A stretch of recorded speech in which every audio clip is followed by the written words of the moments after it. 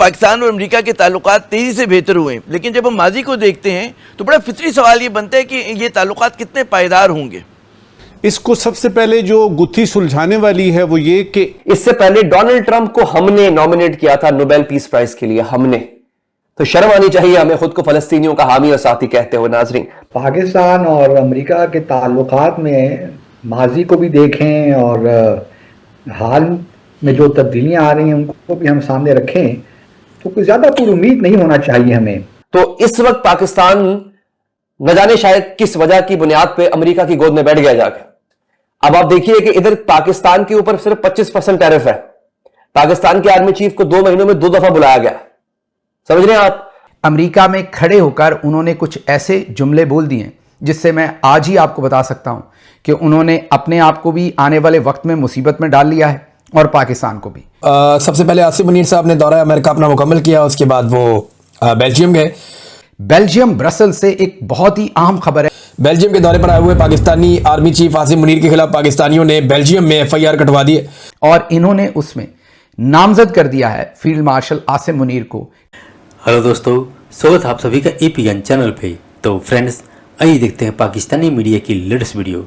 तो दोस्तों, जैसे कि आपने देखा इंटरव्यू के अंदर कि पाकिस्तानी जनरल आसिम मुनीर के ऊपर खुद पाकिस्तानियों ने ही FIR करवा दी है, जो कि ऑब्वियसली पाकिस्तान का अंदरूनी मामला है। लेकिन इससे साफ जाहिर होता है कि पाकिस्तान के अंदर एक तरफ से जहाँ पे पाकिस्तानी मीडिया के अंदर कोई भी पाकिस्तानी एंकर या एनालिस्ट आसिम मुनीर के खिलाफ कोई आवाज़ उठाने को तैयार नहीं, तो दूसरी तरफ पाकिस्तान के अंदर और पाकिस्तान के बाहर जो पाकिस्तानी हैं बड़ी संख्या में PTI और यूट्यूबर्स भी शामिल हैं। ये कह रहे हैं कि पाकिस्तानी आर्मी ने पाकिस्तानियों के ऊपर ही जुल्म किया हुआ है और उसको कोई रोकने वाला नहीं, क्योंकि पाकिस्तान का जो सोल पावर पाकिस्तानी आर्मी ही है। और ऊपर से अब तो जिस तरह से ऐसा लगता है मानो डोनाल्ड ट्रंप ने, यानी अमेरिकी राष्ट्रपति ट्रंप ने आसिम मुनीर को गोद में ले लिया है। चाहे उसका कारण जो भी हो, लेकिन इसके कारण आसिम मुनीर इस कदर फुल के कुप्पा हो चुका है कि अमेरिका कहीं धरती से न सिर्फ भारत पर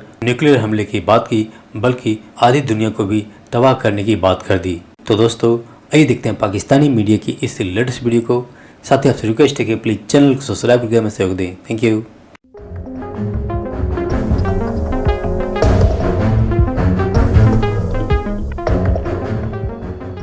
पाकिस्तान और अमेरिका के ताल्लुकात तेज़ी से बेहतर हुए, लेकिन जब हम माजी को देखते हैं तो बड़ा फितरी सवाल ये बनता है कि ये ताल्लुकात कितने पायदार होंगे। बड़ा अच्छा सवाल है, हम भी इसी सवाल का जवाब तलाश करने की कोशिश में हैं। और मेरा अपना ख्याल तो यही है कि पाकिस्तान और अमेरिका के ताल्लुकात में माजी को भी देखें और हाल में जो तब्दीलियां आ रही हैं उनको भी हम सामने रखें तो कोई ज़्यादा उम्मीद नहीं होना चाहिए हमें। ये अलग बात है कि इस वक्त जो सदर ट्रंप जो हैं फेवरेबली इंक्लाइंड हैं उनकी एडमिनिस्ट्रेशन टुवर्ड्स पाकिस्तान, तो हमें इस वक्त से भरपूर फ़ायदा उठा लेना चाहिए। क्योंकि व्हाइट हाउस में नेक्स्ट कौन आता है हमें नहीं मालूम, और चूंकि सदर का बड़ा अहम बल्कि की रोल होता है अमेरिका की फॉरेन पॉलिसी में, तो इस वजह से कोशिश यही होनी चाहिए कि कोई ऐसे बायलैटरल इंस्टीट्यूशंस हम डेवलप कर लें कि अगर व्हाइट हाउस में कोई डेमोक्रेट भी आ जाता है या फिर कोई रिपब्लिकन भी, तो कम से कम कुछ ना कुछ म्यूचुअली बेनिफिशियल रिलेशनशिप कायम रहें। अनलाइक द पास्ट जब हमारे ताल्लुकात बहुत ज़्यादा अफगानिस्तान, दहशत गर्दी, इन सारी चीज़ों पे हमारी कन्वर्जेंस थी। लेकिन ये है कि सदर ट्रंप ने जो ट्वीट किया है, ख़ास तौर पे जो उनकी मुलाकात हुई फील्ड मार्शल आसिम मुनीर के साथ, उसके बाद उन्होंने सिर्फ जो उन इश्यूज़ का जिक्र नहीं किया टेररिज्म का, बल्कि इन्वेस्टमेंट की बात भी की, ट्रेड की बात भी की। और अगर वो मिनरल्स में आकर इन्वेस्ट करते हैं, एनर्जी से इन्वेस्ट करते हैं, तो नथिंग लाइक दैट, वो तो एक हमारे एक परमानेंट फिक्सचर हो जाएगा, which is good for both countries I believe. और ये भी खुश आइंद है कि हमारा ट्रेड एग्रीमेंट, टैरिफ एग्रीमेंट भी हो गया है अमेरिका के साथ। अब आप देखिए कि इधर पाकिस्तान के ऊपर सिर्फ 25% टैरिफ है। पाकिस्तान के आर्मी चीफ को 2 महीनों में 2 दफा बुलाया गया, समझ रहे हैं आप। और फिर ये जो साहब है, ये जो जनरल कोरिला है, ये साहब पाकिस्तान भी आते हैं, इनको निशान इम्तियाज मिलिट्री दिया जाता है। अच्छा, जो लोग नहीं जानते उनके लिए मैं ये बता दूं, जिस जनरल को हमने निशान इम्तियाज मिलिट्री दिया है फलस्तीनियों के कत्ल में इसका सबसे बड़ा हाथ है। बाय द वे, ये जो हम नारे मारते फिरते हैं कि फलस्तीन हमारा, फलस्तीन की आजादी, सब झूठ है, बकवास है ये। सबसे पहले आसिम मुनीर साहब ने दौरा अमेरिका अपना मुकम्मल किया, उसके बाद वो बेल्जियम गए। वो बतौर आर्मी चीफ जा रहे हैं, फील्ड मार्शल जा रहे हैं, लेकिन पाकिस्तानी कम्युनिटी से भी वो खिताब कर रहे हैं, ताजरों से भी वो मिलते हैं और सियासी और इंतज़ामी मामलात में वो इंटरफेयर करते हैं। तो इस वक्त जो पाकिस्तान की मिलिट्री एस्टेब्लिशमेंट है उसका पूरी तरह से सियासत में और इंतज़ामी मामलात में, वजारत ख़ारजा में, वजारत दाखिला में और तमाम मईशत समेत हर जगह पे उनका अपना एक किरदार है। पाकिस्तानी कम्युनिटी से उन्होंने खिताब किया, वहाँ भी वो सोशल मीडिया को नहीं भूले।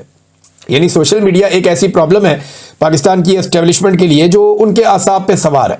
जितनी फिक्र और कोशिश सोशल मीडिया को तबाह करने के लिए की गई है, उससे आधी कोशिशें और वक्त सर्फ किया जाता है दहशतगर्दी को ख़त्म करने के लिए या पाकिस्तान की माशी तरक्की के लिए, तो पाकिस्तान के हालात आज शायद पहले से काफ़ी बेहतर होते, लेकिन इस तरफ तवज्जो दी नहीं गई। अच्छा, आर्मी चीफ की मुद्दत मुलाजमत के हवाले से मैं कोई बात आपको बताऊं।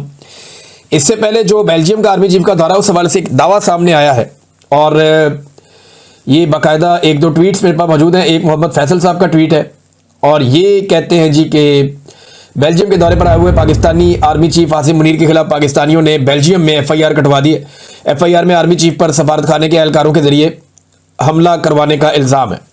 एक दस्तावेज है वो जमा करवाई गई है बेल्जियम में और पाकिस्तानियों की जानिब से, जिसमें कुछ जराइम के हवाले से या इंसानी हकूक़ की खिलाफ वर्जियों के हवाले से डाटा शामिल है। शिकायत कुनिंदा जो है उसका नाम है शेख मोहम्मद अदील, जो अब तक इतला सामने आ रही है और ये भी सोशल मीडिया से बेल्जियम से ये इतलात आ रही हैं। बहरहाल इल्ज़ामात जो है वो इसमें इंसानियत के खिलाफ जराइम, इस्लामाबाद में पुरअमन मुजाहिरीन का कत्लेआम, अगवा और तशद्दुद, वो इसके अंदर शामिल की गई इस दस्तावेज़ में। और इसके अंदर जो सबूत साथ मुंसलिक किए गए हैं वो मुख्तलिफ NGOs और एमनेस्टी इंटरनेशनल की रिपोर्टें और मीडिया के मज़ामीन इसके अंदर शामिल किए गए हैं। और साथ उन्होंने ये कहा कि इस मामले को फेडरल प्रोसिक्यूटर को भिजवाना चाहिए और गिरफ्तारी के वारंट्स और ये वो सब, और ये दस्तावेज संगीन इल्ज़ामात की निशानदेही करती है और कानूनी कार्रवाई की दरख्वास्त करती है। ये लेकिन असल मामला जो हम डिस्कस कर रहे हैं कि क्या यही आर्मी चीफ कंटिन्यू करेंगे सन 2026 में और 27 में, और कितना कंटिन्यू करेंगे, इस पे हम बार बार बात करते हैं। वजह यह है कि इमरान खान साहब को और पाकिस्तान तहरीक इंसाफ को इस बात का पूरा यकीन है कि जब तक हाफिज सैयद आसिम मुनीर साहब हैं तब तक उन लोगों के लिए कोई भी तहरीक चलाना मुमकिन नहीं होगा और इस हुकूमत के खिलाफ कोई भी एक्टिविटी उनकी कारामद नहीं होगी, क्योंकि पूरी ताकत से पूरा इदारा इस्तेमाल किया जाएगा और वो पाकिस्तान तहरीक इंसाफ के रास्ते की एक रुकावट बनेगा। तो जो एक पॉलिटिकल वो कहते हैं ना जी हमें दिया जाए लेवल प्लेइंग फील्ड, तो वो उन्हें लगता है कि नहीं मिलेगी जब तक के आर्मी चीफ है हाफिज सैयद आसिम मुनीर साहब। और अब ये लड़ाई नई नहीं है, ये बहुत पुराना मामला है। बहरहाल जो भी है, आज पाकिस्तान तहरीक इंसाफ के साथ जो कुछ भी हो रहा है, इसके पीछे कुछ लोग खुलकर कहते हैं, कुछ लोग दबे लफ्जों में कहते हैं, लेकिन पाकिस्तान की एस्टेब्लिशमेंट का पूरा हाथ है।